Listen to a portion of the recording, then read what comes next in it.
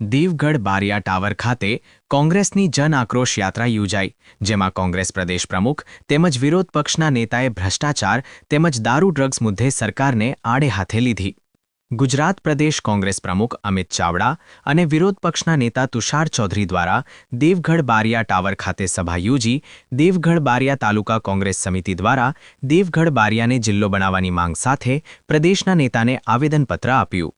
તુષાર ચૌધરીએ ભાજપની સરકારમાં ભ્રષ્ટાચાર વધ્યો હોય, જેમાં દેવગઢ બારિયા અને ધાનપુર તાલુકામાં થયેલા મનરેગા યોજનાના ભ્રષ્ટાચારમાં મંત્રીપુત્ર જેલ ભેગા થયા હતા, જેમાં હજી મંત્રી પણ જેલ ભેગા થશે તેમ કહ્યું હતું.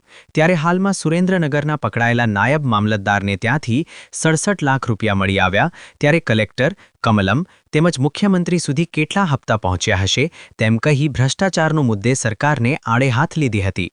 જ્યારે આ જન આક્રોશ યાત્રામાં અમિત ચાવડાએ પોલીસને જણાવ્યું હતું કે તમારે અમારા જેટલા વિડીયો ઉતારવા હોય એટલા ઉતારી લેજો અને જ્યાં પહોંચાડવા હોય ત્યાં પહોંચાડી દેજો તેમ કહી જણાવ્યું હતું કે હાલમાં આ વિસ્તારમાં વિદેશી દારૂ મોટી માત્રામાં વહેંચાતો હોય અને તે વિદેશી દારૂ મધ્યપ્રદેશ તેમજ રાજસ્થાનમાંથી મોટી માત્રામાં પોલીસ એસ્કોર્ટ સાથે આવતો હોવાના આક્ષેપ કર્યા હતા.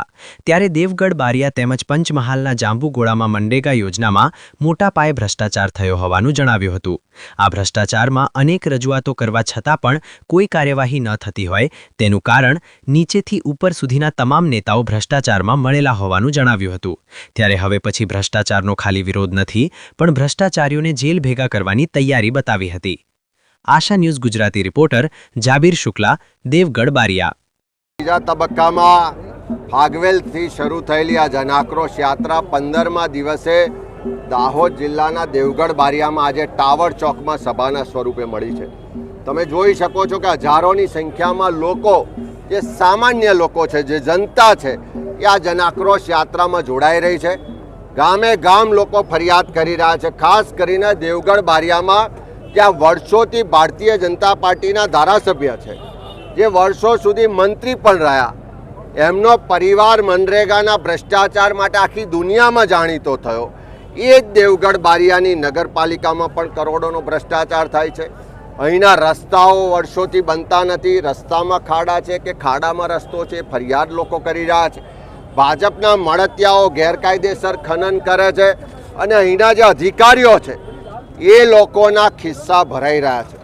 સાથે સાથે જે બોર્ડરના જિલ્લાઓ છે, છોટાઉદેપુર હોય કે દાહોદ હોય, મહિલાઓ ફરિયાદ કરે છે કે બાજુમાં મધ્યપ્રદેશ, રાજસ્થાનથી ટ્રકો ભરી ભરીને, ગાડીઓ ભરી ભરીને રોજ દારૂ આવે છે અને આ દારૂને ગુજરાતમાં પ્રવેશ કરતો રોકવાની જવાબદારી જે પોલીસ કે સરકારની છે એ ભાજપના નેતાઓના મળતિયાઓ બુટલેગર છે.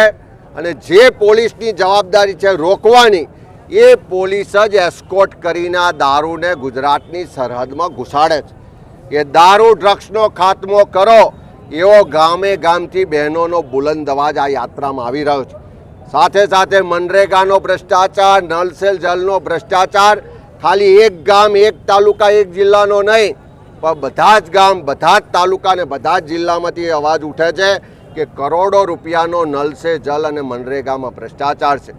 અહીંયાથી મોટા પ્રમાણમાં સ્થળાંતર થાય છે, કારણ કે અહીંયા યુવાનોને રોજગારીની તક નથી. દાહોદ જિલ્લામાં સ્થાનિક ઉદ્યોગો આવે, રોજગારી મળે એવી માંગ અહીંયા ઉઠી રહી છે. ચારે તરફ અધિકારીઓ, ભાજપના નેતાઓની સામેલગીરીથી ગેરકાયદેસર કામો થઈ રહ્યા છે. ગેરકાયદેસર એનએનું જે આખું કૌભાંડ હતું, એવું જ ગેરકાયદેસર 73 AA ની જમીનોને વેચવાનું, સરકારી જમીનો હડપ કરીને એનો ધંધો કરવાનું કૌભાંડ આ દેવગઢ બારિયાને આજુબાજુના વિસ્તારમાં ચાલી રહ્યું છે. એના પુરાવા મળ્યા છે. જળ જંગલ જમીનના અધિકાર નથી મળ્યા એવી ફરિયાદો મળી છે.